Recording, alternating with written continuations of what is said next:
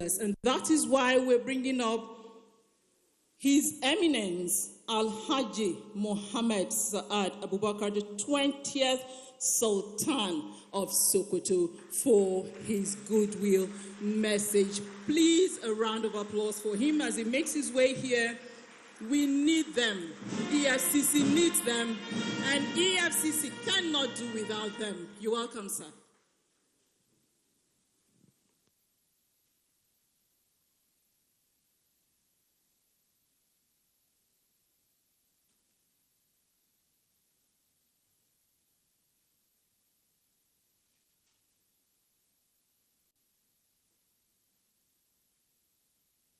أعوذ بالله من الشيطان الرجيم بسم الله الرحمن الرحيم وصلى الله على النبي الكريم.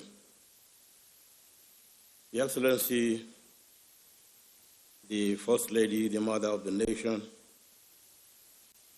the Chairman of the Nigerian Governors Forum,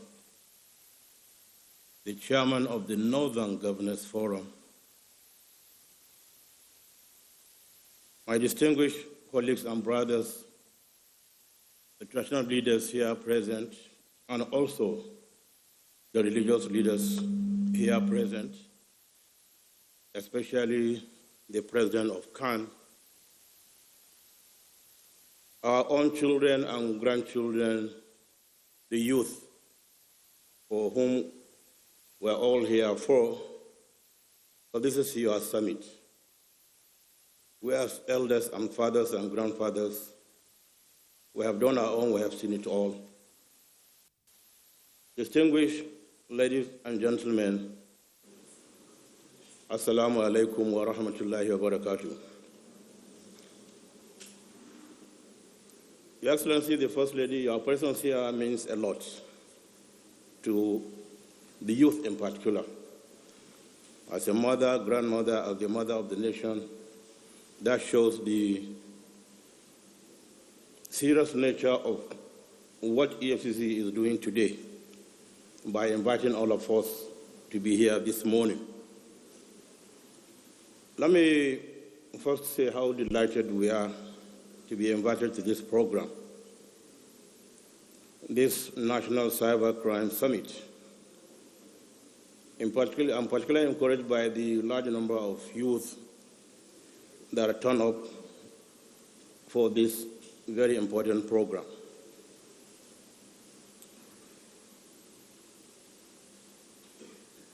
Today, as you are all aware, IT skills are one greater asset that any country can boast of. Some of you may be aware that in 2014, India, which does not have crude oil like Nigeria to export, made more revenue in exporting IT software than what Nigeria did in exporting crude oil. So those of you with these IT skills represent a strategic asset for our great country. India has used its IT skills not only to bring huge revenues to develop the economy, but also used to dominate the Silicon Valley, as you are all aware. IT skills represent the future fortunes of countries, and therefore represent, as the youth, the future wealth of this country. So the burden also on your shoulders. As we had this morning, you are not just the leaders of tomorrow, you are the leaders of today. And that's why we're all gathered here for your sake. Unfortunately, some youth with IT skills have used these skills to commit cyber crimes, use the skills very negatively. This has very serious consequences for the youth, not only for the youth, but also for the country itself. First, the criminal activities eventually, the criminal perpetrators will eventually be caught, no matter how long it takes, and will lose all the fortunes and their names they think they have gathered.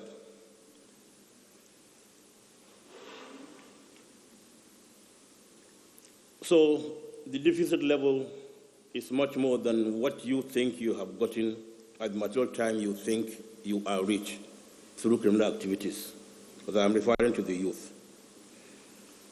He or she that creates a trust deficit for our great country, it will affect its rating in international communities and diplomacy, and also the big business, all of which will affect the future of our country. It is the youth, once again, that will bear the brunt of all this, because they are the ones, the upcoming generations. These negative consequences must be realized. So cybercrime is detrimental, very, very detrimental, not only to the individual youth, but also to the collective interests of the young people across the country. We have no reason to embark on such atrocities. Any temporary pleasure a youth might enjoy in cybercrime is short-lived, and what follows after is a lifetime of regret, shame, and humiliation. We have had these three words, the youth: regret, shame, and humiliation. It is simply not worth it to embark on this type of crime. On the other hand, these skills held a great promise for youth that are patient and ready to build a sustainable future.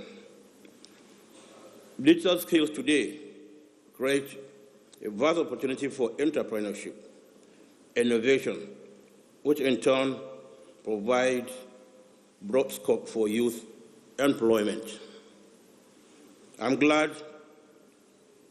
to note that EFCC has considered these digital skills as treasured national assets and has recognized the strategic value of our youth and therefore embarked on the urgent efforts to provide our youth the opportunities to deploy these digital skills for that benefit, as well as the benefit of our great country. By empowering these youth to build our economy and salvage our image as a nation, the FCC is creating a momentum for the development of our country, where youth with digital skills will provide the lead. This is both refreshing and reassuring for our youth and for the future of our country. I wish to call upon the youth, and I'm sure not only the youth here, but those listening across the country, of this great country, to seize this opportunity to deploy digital skills for building their future and the future of our country. Let me urge the youth of this country to take time to study the histories of those countries they admire today, because these countries, they will discover that these countries were built by the labor and sweat of their youth, motivated by certain core values of hard work, honesty, and justice, dedication, and perseverance. We as leaders of the traditional and religious institutions have a responsibility to remind you about the role of values in human society. No society can grow and excel without promoting these core human values. We also, as traditional and religious leaders, would like to emphasize that we bear additional responsibilities at the moral vanguard of the struggle. We must appreciate the fundamental fact that Almighty Allah is pure and will not accept anything impure and corrupt. We must seek all that is good and decent for transformation of our great country. Let me seize the opportunity to appreciate the EFCC chairman, Ola, who have brought so much passion and dedication to this great work of checking and stemming the tide of corruption in this country. His special consideration for the youth of this country, as evidenced by this effort to provide the youth with alternative avenue to use their digital skills to build their future, is particularly commendable. Ola, well done and keep it up. But for this fight to succeed, this type of program must be taken to the states in collaboration with the governors, traditional and religious institutions, so as to create clubs in various tertiary institutions, so that we know that, yes, this thing doesn't end in Abuja here. We must continue and continue and continue. For Ola, we are ready to partner with you, to support you, and we'll do our best to make this country a better country. We have hope in this country, and I can say it, I've said it so many times, I'll keep on saying it. We will never, ever lose hope. This country will be a better country, inshallah.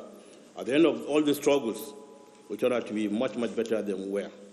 We thank you most sincerely. We thank the mother of the nation.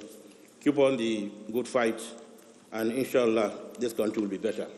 Wassalamu alaikum wa rahmatullahi wa barakatuh. And what